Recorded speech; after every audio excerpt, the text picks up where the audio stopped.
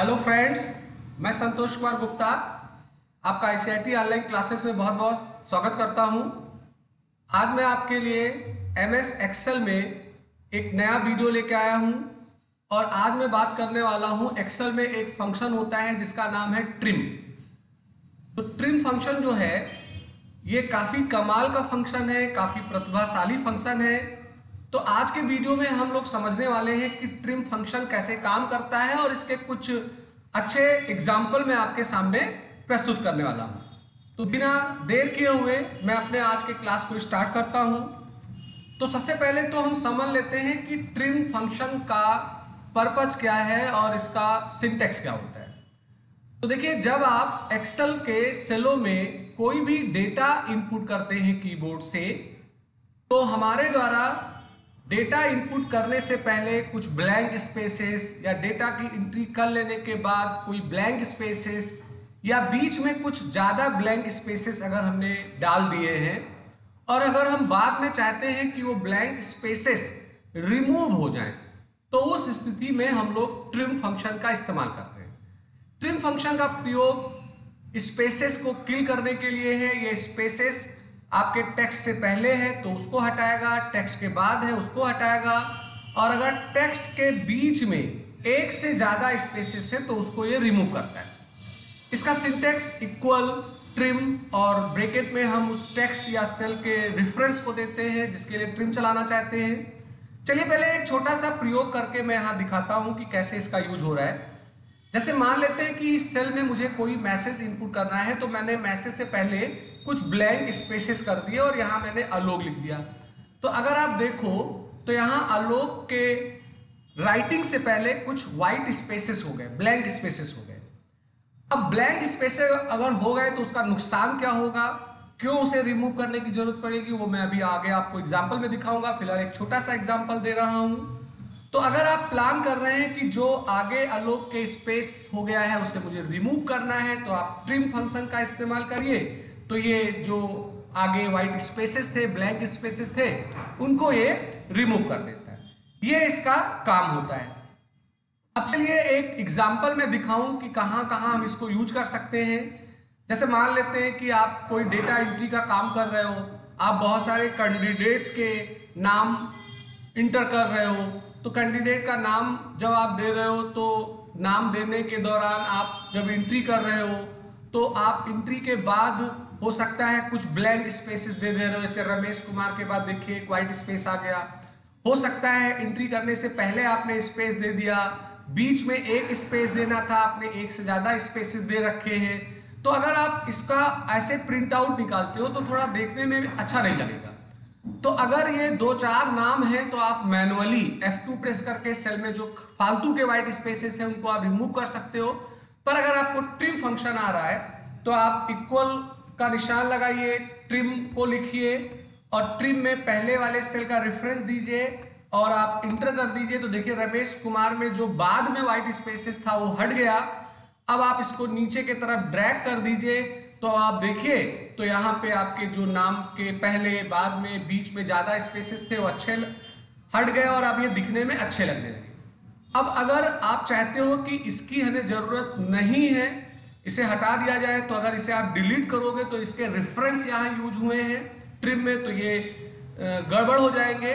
तो आप क्या कर सकते हो कि जो ट्रिम होने के बाद ये मैसेजेस आपको मिला है, इन मैसेजेस को सेलेक्ट कर लीजिए आप। फिर आप कॉपी कमांड चला दीजिए। फिर कॉपी कमांड चलाने के बाद जहां आपका मूल डेटा था वहां आप इसको रखिए। फिर आप पेस्ट में जाइए, पेस्ट स्पेशल कमांड चलाइए। पेस्ट स्पेशल कमांड चलाने पे एक डायलॉग बॉक्स आपको नजर आएगा और आपको उस डायलॉग बॉक्स में कई ऑप्शन में एक मिलेगा वैल्यूज। आप वैल्यूज ले लीजिए। तो होगा क्या, जो यहाँ पे फार्मूले के मदद से कंटेंट आया था वो वैल्यू में तब्दील होकर यहाँ आ चुका है। और अब आप क्या कर सकते हो, इस डेटा को आप यहाँ से रिमूव कर सकते हो। तो ये इसका तरीका है कि हम इसे कैसे यूज करें। अब एक एग्जांपल मैं आपको और दे रहा हूँ यहाँ पे। जैसे अभी आपने यहाँ पे कोई एक डेटा शीट बनाया हुआ है, इसमें आपने कैंडिडेट्स के डिटेल लिखे हुए हैं अब इन डिटेल के ऊपर आप वी लुकअप फंक्शन चला के इनके डिटेल को अलग निकाल रहे हो, तो आप यहाँ पे जिसका रजिस्ट्रेशन नंबर दोगे उसका नेम, फादर, मदर ऐसा कुछ आएगा। तो हर डिटेल के लिए मैंने यहाँ पर वी लुकअप फंक्शन चला रखा है और वी लुकअप में मैंने H2 का रेफरेंस दिया है कि जो रजिस्ट्रेशन नंबर में दूंगा वो आ जाए। मैंने फादर के लिए भी वी लुकअप चलाया हुआ है, ऐसे मैंने अपने मदर के लिए भी चलाया और जेंडर और सिटी के लिए भी। तो अगर आप देखो तो यहाँ पर A101 है, तो अगर मैं यहाँ पर A101 दे रहा हूँ तो मौजूद तो है A01, मगर यहाँ पे देखिए सारे में n/a आ रहा है, मैंने लुकअप वैल्यू से नहीं मिल रही। आखिर ये ऐसे हुआ कैसे? तो हुआ ये है कि यहाँ अगर आप जाओ डबल क्लिक करो तो देखो यहाँ पर मैंने एक ज्यादा स्पेस कर दिया है। तो ऐसे स्थिति में A101 और एक स्पेस भी हमें लुकअप वैल्यू में देना होगा तब ये काम करेगा। तो देखो यहाँ आगे भी स्पेस हो गया है, ज्यादा पीछे भी स्पेस हो सकता है। तो एक तरीका है कि मैंने जहां वी लुकअप यूज किया था, जहां मैंने H2 का रेफरेंस दिया है, इस H2 के रेफरेंस से पहले यहां मैं ट्रिम फंक्शन का इस्तेमाल कर दूं।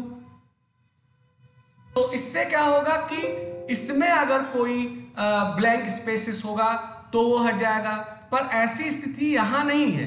भाई हो क्या रहा है, ये वैल्यू में ब्लैंक स्पेस नहीं है, ये वैल्यू जा कहां रहा है, यहां पे मैच हो रहा है, उसमें स्पेसेस मिलने के कारण ये दिक्कत हो रही है।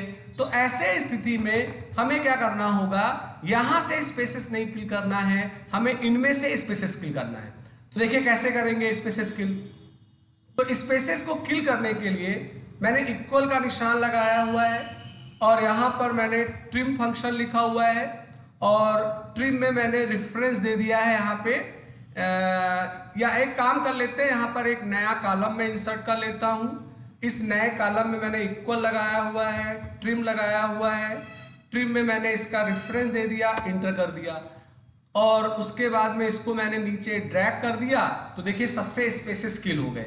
अब मैं क्या करूँगा, इन वैल्यूओं को मैं सेलेक्ट कर लूँ और कॉपी कमांड चला दूँ, कर्सर कहीं अलग रख के इसमें मैं पेस्ट स्पेशल में जाऊँ और इसको एज ए वैल्यू मैं यहाँ पे पेस्ट कर लूँ।